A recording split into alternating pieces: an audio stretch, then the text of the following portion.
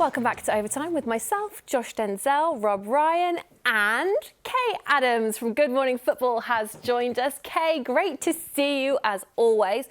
We had another insane week of matches in Week 7, some crazy results.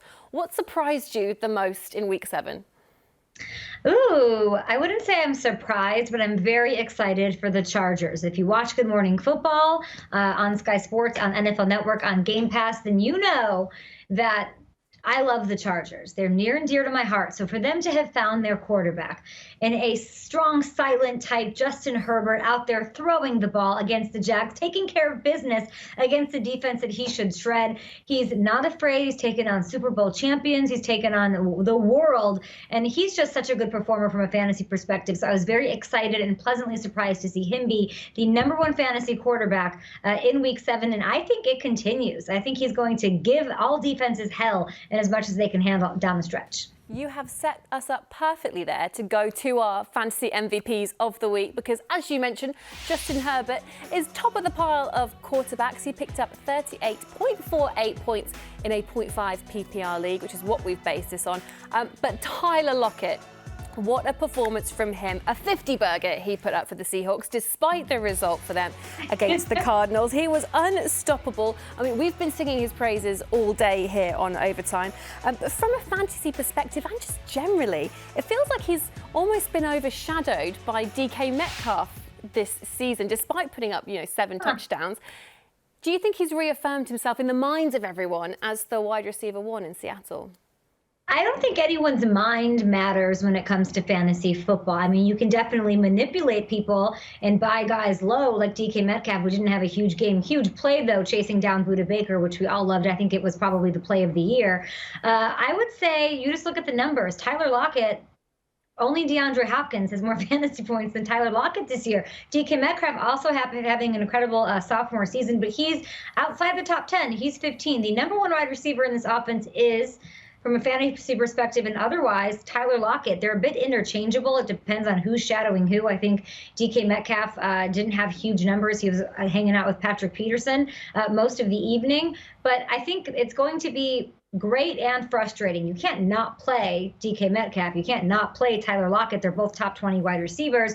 And all of the volume funnels through basically 2 guys. There's 2 guys out there doing their thing. So you got to like the volume, and you have to like how much Russell Wilson has to throw the ball because that defense has given up 1,000,000 yards a game. Yeah, I want to talk to you about the Cowboys.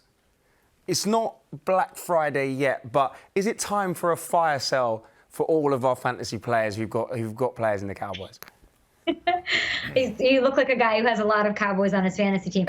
Listen, Ben DiNucci, we don't know anything about him. We don't know much about Tony Romo. He came in there and he blossomed into a star. So who knows what can happen? We know that when Andy Dalton was in there, this offense was anemic, not getting it done. What a devastating 2 weeks for this Cowboys offense and your fantasy team. I'd say I'm mostly worried about CeeDee Lamb. Amari Cooper still somehow got volume and got it done with Andy Dalton. Less, of course, with DiNucci. They've got a matchup against the Eagles this week. They're going to have to throw the ball. I would think Zeke Elliott is going to get more work. That said, everybody across the board, yeah, their value goes way down. I would still start Amari Cooper with confidence. He's top 5 in receiving yards. He's a top 5 fantasy performer this season. I don't think he's going to fall that much. I'm very worried about CeeDee Lamb, and I don't even know if anybody's been starting Michael Gallup. Michael Gallup has yet to have a 75-yard game at any point this season. He hasn't really gotten the target share. So I'd say you have to downgrade everybody across the board, but I'm definitely still going to start Amari Cooper and Zeke Elliott. I'm taking those lessons straight to my roster. Keeping Zeke, I'm dropping CeeDee. I basically do everything you tell us to do in this segment. No, don't drop CeeDee. You can't drop CeeDee. No. Fine, I'll just bench him. Maybe don't play him. Watch and see what happens with Ben DiNucci. Okay, I'll watch closely. I want to ask you about Antonio Brown. Is he worth picking up from a fantasy perspective, considering the weapons that the Bucs have got in their receiver corps?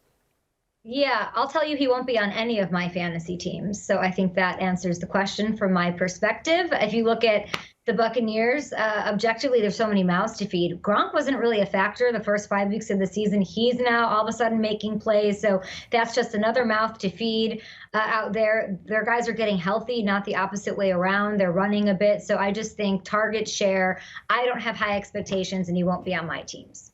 Excellent advice as always, Kay. It's brilliant to talk to you. Thanks again for joining us. Don't forget you can see Kay and the gang every weekday morning on Sky Sports NFL and Good Morning Football.